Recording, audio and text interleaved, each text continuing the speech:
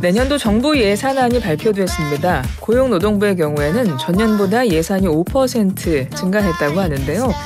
예산 계획은 어떻게 세우고 있을까요? 이정한 고용노동부 기획조정실장 모시고 직접 이야기 나눠보겠습니다. 실장님 안녕하세요. 네, 안녕하십니까. 네, 오랜만에 찾아오셨는데 인사 한 말씀 해주세요. 네, 고용노동부에서 일하고 있는 이정한이라고 합니다. 반갑습니다. 어서 오세요. 앞서 저희가 SAT라고 퀴즈를 내드렸고 요거 정답은 말씀하지 마시고 사실은 음악 나갈 때 제가 실장님이랑 그 얘기했거든요. 물려본 적 있으세요? 막 이런 말씀을 드렸는데 실장님도 뭐 성묘가시고 추석 때 전에 뭐 벌초 뭐 준비하시고 이런 거 하시죠? 그렇죠. 아무래도 네. 그렇고요. 네. 말씀 주셨던 것처럼 뭐 벌초나 이럴 때 갈 때 그 풀밭에서 작업들을 되게 많이 하지 않습니까? 굉장히 주의해야 할 부분이다 생각하고 있습니다. 맞습니다. 어떻게 이번 추석 때 고향 가시나요?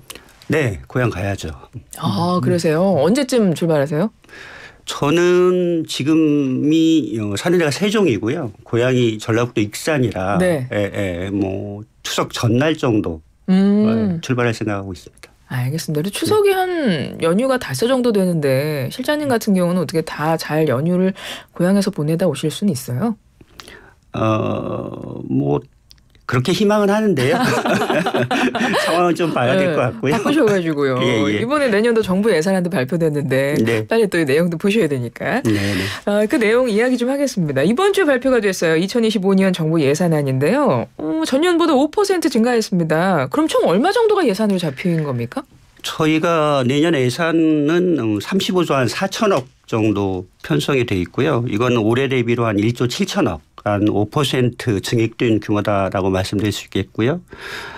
정부 전체적으로 보면 금년 대비 내년 예산의 증가율이 한 3.2% 정도 됩니다. 네네. 저희 부 같은 경우는 전체 평균에 비해서 굉장히 크게 늘었다라고 그러네요. 이렇게 얘기할 수 있겠고요. 네. 그만큼 노동시장에 있는 여러 이슈들에 대해서 정부의 해결 의지가 담겨 있다 이렇게 이해해 주시면 될 것 같고요.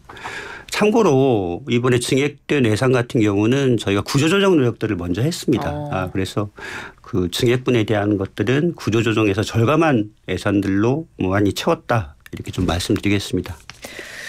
그러면 내년보다 전년보다 5% 증액이 된 건데요. 네.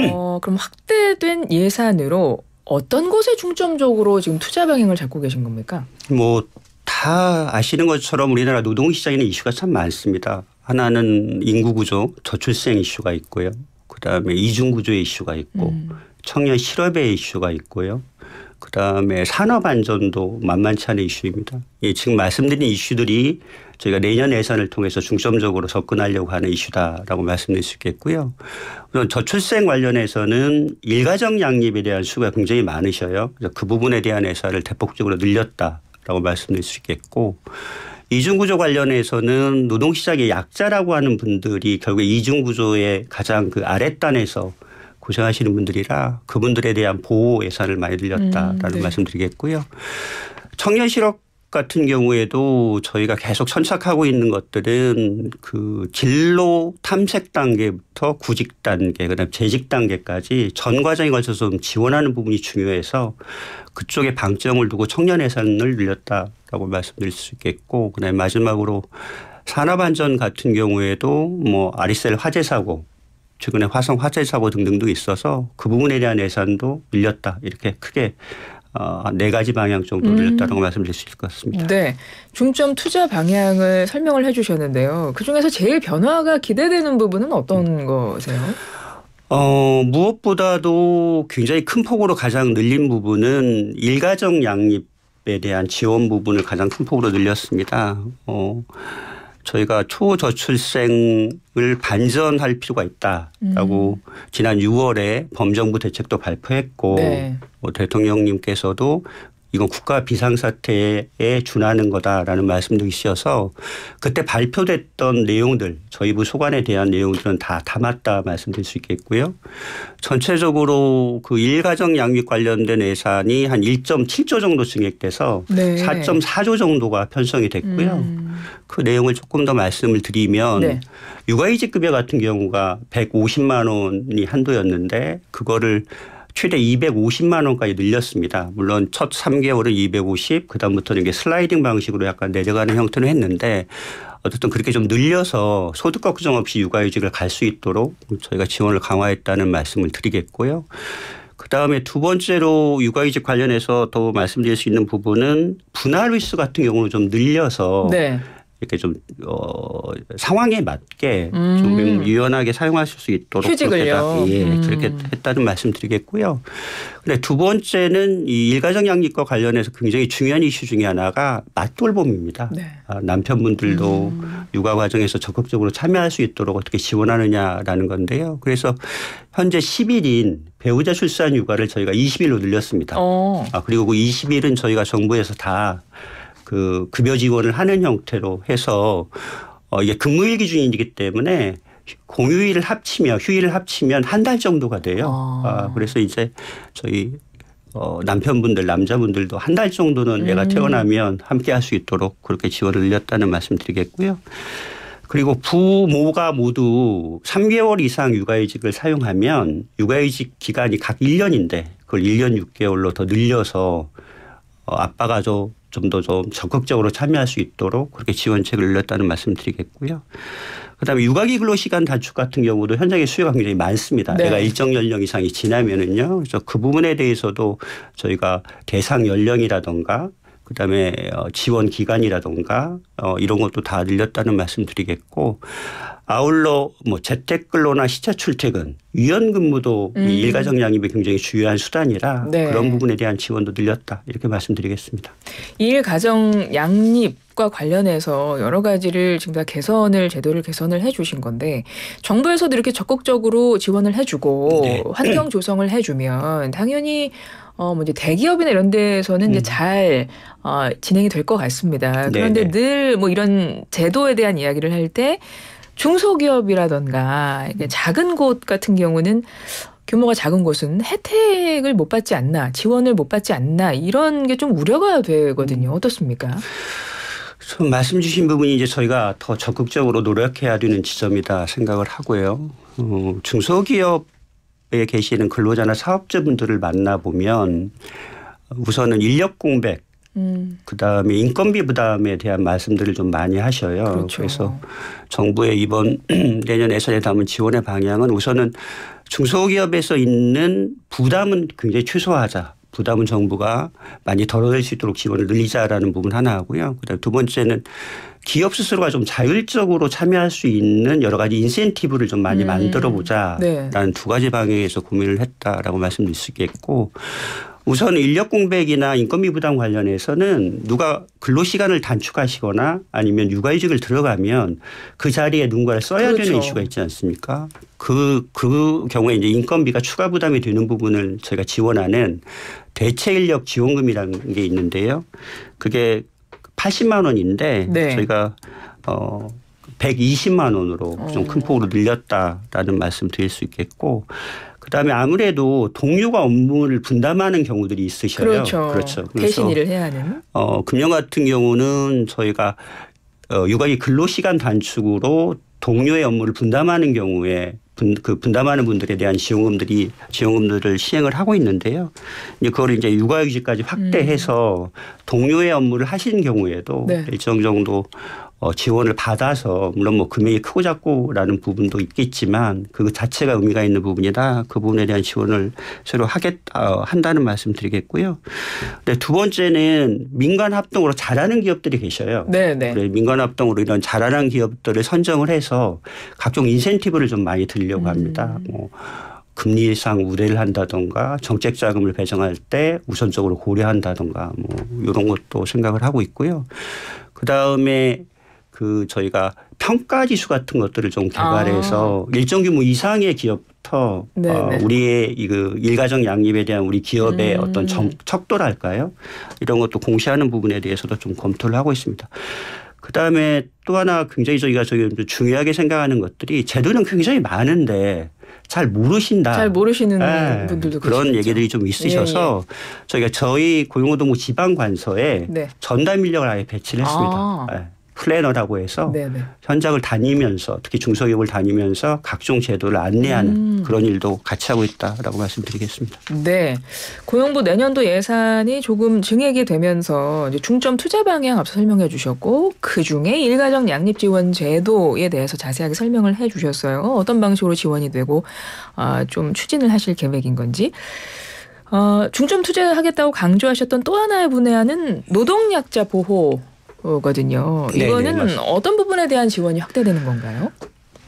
앞서 이중구조 문제가 이제 저희가 굉장히 좀 고민해야 되는 부분이다라는 말씀드렸고요. 이중구조의 그 하단에는 뭐 영세 사업장에서 근무하시는 취약 근로자분들도 좀 계시고 그다음에 새로운 고용 형태 때문에 특고나 플랫폼 노동, 그다음에 프리랜서 분들이 계셔요. 그래서 이분들이 충분한 노동법적 보호를 받고 있느냐에 대한 이슈도 하나가 있고 또 다른 한편으로는 실질적으로 겪는 어려움들이 계십니다. 이제 이 부분들을 정부의 예산 지원을 통해서 좀 해결을 해드리자라는 부분이 노동약자 지원의 강조점, 방점이라는 말씀드리겠고요. 그렇게 하기 위해서는 이 전달 체계가 하나가 필요해서 이분들에 대한 맞춤형 저희가 전달 체계로 이음센터라는 것들을 운영을 하고 있는데요. 그 이음센터를 내년에 좀 확대도 하고 기능도 좀 늘리려고 합니다. 네. 지금은 일단 단편적인 노무 상담을 하는 기능이라면 앞으로는 뭐 세무나 법률 같은 것도 상담받을 수 있도록 하고요. 뭐 다양한 형태의 교육도 좀 늘리려고 하고 있고요.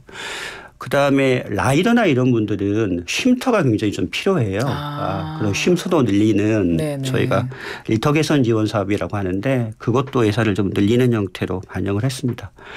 또 아울러서 이제 원청 같은 경우 대기업 같은 경우는 좀 여유가 있으시잖아요. 네. 그래서 이 대기업의 원청 사업주나 근로자분들이 협력업체에 있는 분들을 위해서 복지에 돈을 쓰자. 라고 출연하는 경우에 네. 정부가 매칭해서 지원해 주는 예산들이 있습니다. 그것도 좀 큰 폭으로 늘려서 원화청이 상생할 수 있는 그런 사업들도 저희 반영했다라는 말씀을 드리겠습니다. 네. 그다음에 이 밖에도 또 하나는 좀 강조해서 말씀드리고 싶은 부분은 뭐 다른 차원에서 굉장히 일자리 어려움을 겪는 분들이 장애인 분들이셔요. 그렇죠. 그래서 장애인 고용 지원에 대한 예산도 좀 큰 폭으로 늘려서 역대 가장 큰 예산을 반영했다 이렇게 말씀드리겠습니다. 네, 노동약자 보호에 관해서 어떤 방식으로 좀 지원 계획을 갖고 계신지 알려주셨고 그리고 또 한 가지가 청년 일자리 지원에 대한 내용입니다. 최근에 네네. 뭐 기사를 보니까 그냥 쉬는 청년이 44만 명을 넘어섰다. 뭐 대다수 75%는 일하고 싶지 않다. 뭐 이런 조사 결과도 나왔더라고요. 청년 일자리 지원 관련해서는 어떻게 계획하고 계신가요? 청년 일자리 문제는 뭐 근본적으로는 뭐 노동개혁이나 규제개혁, 우리의 성장 동력을 확충해서 좋은 일자리를 많이 늘리는 게 근본적인 대책은 대책인데 네. 뭐 그거 외에도 저희가 쓸 수 있는 부분들에 대한 고민들은 계속 하고 있다라는 말씀드리겠고요. 우선적으로는 저희가 고민하는 부분은 앞서 말씀드렸던 것처럼 올케어라고 이제 저희가 얘기를 하는데 네. 하나는 진로 탐색에서 구직, 재직 단계까지 이렇게 빠짐없이 지원을 하겠다라는 거 하나와 네. 두 번째는 모든 청년들이 정부의 지원을 받을 수 있는 체계를 좀 갖추겠다. 그래서 그 두 가지 의미로 저희가 올케어라는 말을 쓰고 있다라는 것도 설명을 좀 드리겠고요. 특히 2019년부터 코로나가 시작됐어요. 그렇죠. 그런데 그 2019년에 대학에 입학하셨던 분들이 코로나 때문에 아무래도 여러 가지 좀 어려움들이 많으셔서 네네. 그분들이 이제 곧 졸업을 하기 시작하십니다. 그래서 그분들을 대상으로는 좀 집중적인 지원을 해야 되겠다라는 거고요. 그 집중적인 지원의 방식으로 저희가 고민하는 거는 본인이 동의를 하시는 걸 전제로 그 학교에는 학생에 대한 정보가 있고요. 네. 저희 고용노동부에는 고용보험 피보험자 정보가 있습니다. 네. 두 개를 대사를 하면 졸업하신 이후에 취업을 했나 안 했나를 저희가 알 수가 그렇겠네요. 있어요. 네. 네. 그래서 아까도 말씀드린 본인의 동의를 전제로 한 2년 정도는 저희가 꾸준히 이렇게 좀 추적을 하면서 그렇게 해서 취업을 못하신 분들은 네. 조금 더 지원이라든가 네. 교육이라든가 진로 탐색이라든가 네. 이런 지원을 네. 해 주신다는 거군요. 맞습니다. 그렇게 하겠다는 말씀 드리겠습니다. 진로 탐색, 구직, 재직 단계를 종합적으로 지원하는 청년 올케어 네. 정책을 지금 준비 중이십니다. 예. 사실 청년 일 경험 사업 같은 경우가 있지 않습니까 요즘에? 근데 여기서는 네. 오히려 청년 수요가 많다고 하던데요.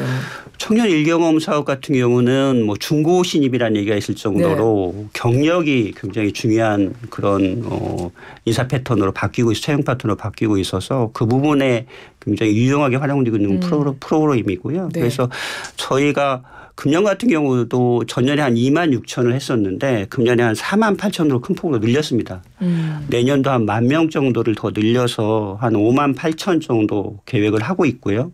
특히 지역에 계신 청년분들이 네. 이 기회를 갖는 게 굉장히 중요해요. 그렇죠. 그래서 이번에 내년에 늘린 부분들에 대해서는 지역에 어떻게 하면 그런 양질의 일경험 기회가 갈 수 있느냐라는 부분을 좀 천착해서 더 노력하겠다는 말씀 드리겠습니다. 네.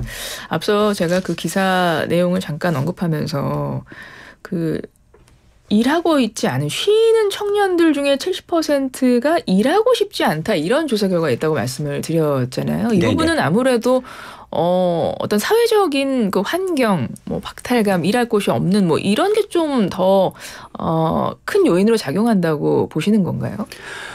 뭐 이유는 다양할 것 같고요. 그렇죠. 다양할 것 같고 뭐 말씀 주셨던 것처럼 근본적으로 보면 굉장히 심한 경쟁, 뭐 여러 이슈들이 네네. 구조적으로 있다 싶은데 저희가 이런 쉬고 계신 청년분들, 구직단년 청년분들에 대한 지원 사업들도 하고 있고요. 네네. 그걸 저희가 청년 도전 지원 사업이라는 이름을 하고 있는데 이 사업의 핵심은 뭐냐면 이렇게 쉬었던 분들을 저희가 찾아내서 자조 모임 같은 경우를 지원을 해드리는 거예요. 네, 그래서 네. 우선은 본인의 같은 처지에 같은 고민을 하고 계신 분들이 같이 경험을 나누고 그래서 구직의욕을 한번 끌어올리고 그걸 발판으로 아까 말씀드린 그렇죠. 종합적인 지원을 하는 형태로 하고 있고요.